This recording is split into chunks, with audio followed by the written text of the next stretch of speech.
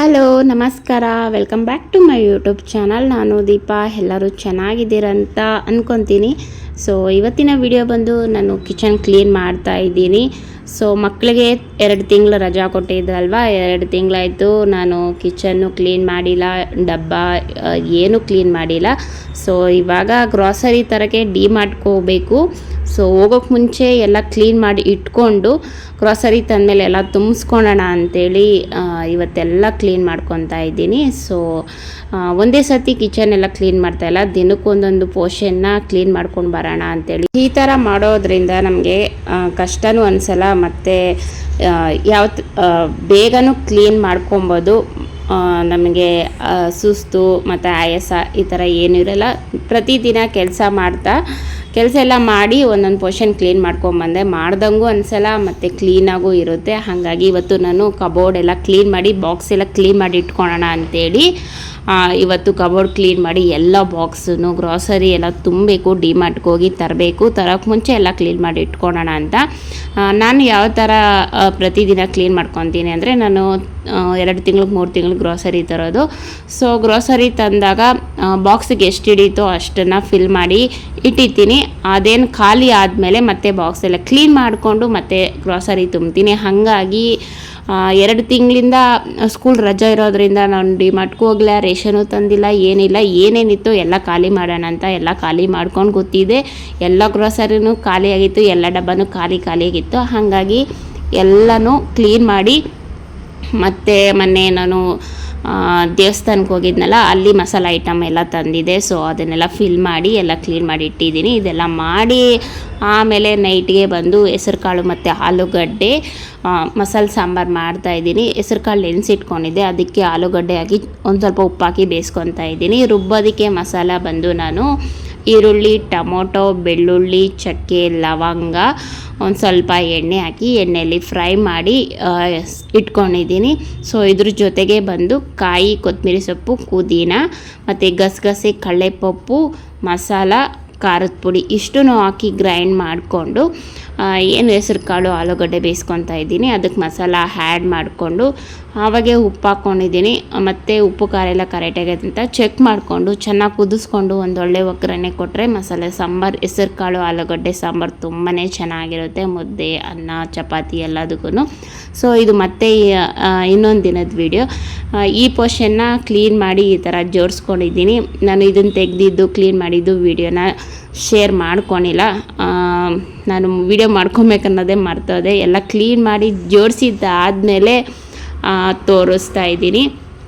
So ಒಂದೊಂದು ದಿನಕ್ಕೆ ಒಂದೊಂದು ಪೋರ್ಷನ್ನ ಕ್ಲೀನ್ ಮಾಡ್ಕೊಂಡು ಬಂದಿದ್ದೀನಿ. ನಾನು ಒಟ್ಟಿಗೆ ಕಿಚನ್ ಎಲ್ಲ ಕ್ಲೀನ್ ಮಾಡಬೇಕಂದ್ರೆ ಮಾಡಬೇಕಾ ಅನಿಸುತ್ತೆ, ಮತ್ತು ಆಯಾಸನೂ ಆಗುತ್ತೆ. ಈ ಥರ ಮಾಡಿಕೊಂಡ್ರೆ ಒಳ್ಳೆಯದು ಅನಿಸುತ್ತೆ, ಅಷ್ಟು ಕಷ್ಟನೂ ಅನಿಸಲ್ಲ, ಮಾಡ್ದಂಗೂ ಅನಿಸಲ್ಲ. ಪ್ರತಿದಿನ ಕೆಲಸ ಮಾಡಿಕೊಂಡು ದಿನಕ್ಕೊಂದೊಂದು ಪೋರ್ಷನ್ ಕ್ಲೀನ್ ಮಾಡಿಕೊಂಡ್ರೆ ಈಸಿ ಆಗುತ್ತೆ ಮತ್ತು ಕ್ಲೀನಾಗೂ ಇರುತ್ತೆ. ಸೊ ನಾನು ಈ ಮೆಥಡಲ್ಲಿ ಮಾಡಿದ್ದೀನಿ. ನಿಮಗೂ ಏನಾದರೂ ನಾನು ಮಾಡಿರೋ ಮೆಥಡ್ ಇಷ್ಟ ಆದರೆ ನೀವು ಇದೇ ಥರ ದಿನಕ್ಕೊಂದೊಂದು ಪೋರ್ಷನ್ ಕ್ಲೀನ್ ಮಾಡ್ಕೊಳ್ಳಿ, ತುಂಬ ಈಸಿಯಾಗಿ ಆಗುತ್ತೆ. ಸೊ ಮಾರ್ನಿಂಗ್ ಎದ್ದು ಮತ್ತೆ ವಿಡಿಯೋ ಸ್ಟಾರ್ಟ್ ಮಾಡಿರೋದು, ಕಾಫಿ ಕೊಟ್ಟು ನಮ್ಮ ಯಜಮಾನ್ರಿಗೆ ಉಪ್ಪಿಟ್ಟು ಮಾಡಿಕೊಟ್ಟೆ. ಸಂಡೇದು ಈ ವಿಡಿಯೋ ಬಂದು ಸೊ 2-3 ದಿನದ ವಿಡಿಯೋನ ಶೇರ್ ಮಾಡ್ಕೊತಾ ಇದ್ದೀನಿ. ಇವಾಗ ಬಂದು ಮಟನ್ ಬಿರಿಯಾನಿ ಮಾಡ್ತಾಯಿದ್ದೀನಿ, ರೆಸಿಪಿ ಶೇರ್ ಮಾಡ್ತಾಯಿದ್ದೀನಿ. ಒಂದು ಕುಕ್ಕರಿಗೆ ಎಣ್ಣೆ ಹಾಕ್ಕೊಂಡಿದ್ದೀನಿ, ಮತ್ತು ಮಸಾಲೆ ಐಟಮ್ ಎಲ್ಲನೂ ಹಾಕ್ಕೊಂಡಿದ್ದೀನಿ. ಚಕ್ಕೆ, ಲವಂಗ, ಏಲಕ್ಕಿ, ಮೆಣಸು, ಜೀರಿಗೆ, ಪಲಾವ್ ಎಲೆ, ಸೋಂಕಾಳು, ಅಂದರೆ ಗರಂ ಮಸಾಲೆ ಐಟಮ್ ಏನೇನು ಬರುತ್ತೋ ಎಲ್ಲನೂ ಹಾಕ್ಕೊಂಡು ಈರುಳ್ಳಿ ಹಾಕಿ, ಈರುಳ್ಳಿ ಬ್ರೌನ್ ಕಲರ್ ಬರೋಗಂಟ ಚೆನ್ನಾಗಿ ಫ್ರೈ ಮಾಡ್ಕೊಬೇಕು.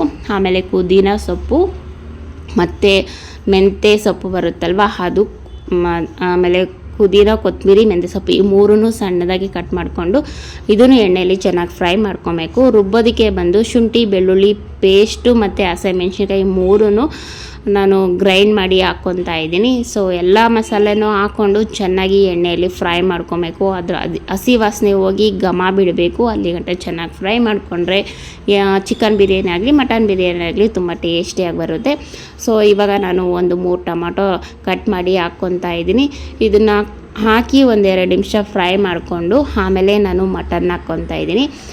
ನಾನಿವತ್ತು ಒಂದು 1/4 kg ಅರ್ಧ kg ಅಷ್ಟಕ್ಕೆ ಮಾತ್ರ ಮಾಡ್ಕೊತಾ ಇದ್ದೀನಿ. ಸೊ ನಮ್ಮ ಯಜಮಾನ್ರು ಬೆಳಗ್ಗೆನೇ ಡ್ಯೂಟಿಗೆ ಹೋದರು. ಅವ್ರಿಗೆ ಉಪ್ಪಿಟ್ಟು ಮಾಡಿಕೊಟ್ಟು ನಾನು ಮಕ್ಕಳು ತಿನ್ನೋದಕ್ಕೋಸ್ಕರ ಮಟನ್ ಬಿರಿಯಾನಿ ಮಾಡ್ಕೊತಾ ಇದ್ದೀನಿ. ಮಕ್ಕಳು ತುಂಬ ದಿನದಿಂದ ಕೇಳ್ತಾಯಿದ್ರು ಮಟನ್ ಬಿರಿಯಾನಿ ಮಾಡಿ ಅಂತ. ಸೊ ಹಾಗಾಗಿ ಮಾಡ್ತಾಯಿದ್ದೀನಿ. ಇವಾಗ ಮಟನ್ ಹಾಕ್ಕೊಂಡು ಅದಕ್ಕೆ ಮಟನ್ಗೆ ಎಷ್ಟು ಬೇಕೋ ಅಷ್ಟು ಉಪ್ಪು ಹಾಕ್ಕೊಂಡು ಇವಾಗ ಇದಕ್ಕೆ ಚೆನ್ನಾಗಿ ಮಿಕ್ಸ್ ಮಾಡಿಕೊಂಡು ಮಟನ್ನ ಒಂದು ಸ್ವಲ್ಪ ಹೊತ್ತು ಎಣ್ಣೆಯಲ್ಲಿ ಮಸಾಲಲ್ಲಿ ಫ್ರೈ ಮಾಡ್ಕೊಳ್ಳೋಣ. ನಾನು ಕುಕ್ಕರಲ್ಲಿ ಕೂಗಿಸ್ತಾ ಇಲ್ಲ, ದಮ್ ಹಿಡಿತಾ ಇದ್ದೀನಿ. ಮಟನ್ ಮಾತ್ರ ಬೇಯಿಸ್ಕೊತೀನಿ 2-3 ವಿಸಿಲ್ ತೊಗೊಂಡು. ಆಮೇಲೆ ಅನ್ನನ ಹಾಗೆ ದಮ್ ಹಿಡಿತಾ ಇದ್ದೀನಿ. ಸೊ ಇವಾಗ ಇದು ಮಟನ್ನು ಚೆನ್ನಾಗಿ ಫ್ರೈ ಆಗಿದೆ ನೋಡಿ.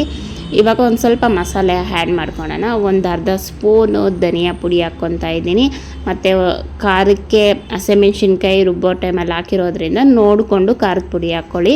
ಸೊ ಒಂದು ಸ್ವಲ್ಪ ಖಾರದ ಪುಡಿ ಮತ್ತು ಅರಿಶಿಣ, ಹಾಗೆ ಗರಂ ಮಸಾಲ ಮತ್ತು ಮಟನ್ ಮಸಾಲ ಪೌಡರ್ ಬರುತ್ತಲ್ವ, ಅದೊಂದು ಸ್ಪೂನ್ ಹಾಕ್ಕೊಂಡು ಇಷ್ಟು ಮಸಾಲ ಹಾಕ್ಕೊಂಡು ಇದನ್ನು ಚೆನ್ನಾಗಿ ಫ್ರೈ ಮಾಡಿಕೊಂಡು ಮಟನ್ ಬೇಯೋ ಅಷ್ಟು ಮಾತ್ರ ಒಂದು ಗ್ಲಾಸಷ್ಟು ಚಿಕ್ಕ ಗ್ಲಾಸಷ್ಟು ನೀರು ಹಾಕ್ಕೊಂಡು ಮಟನ್ ಬೇಯೋದಕ್ಕೆ ಒಂದು 3 ವಿಸಿಲ್ ತೊಗೊತೀನಿ.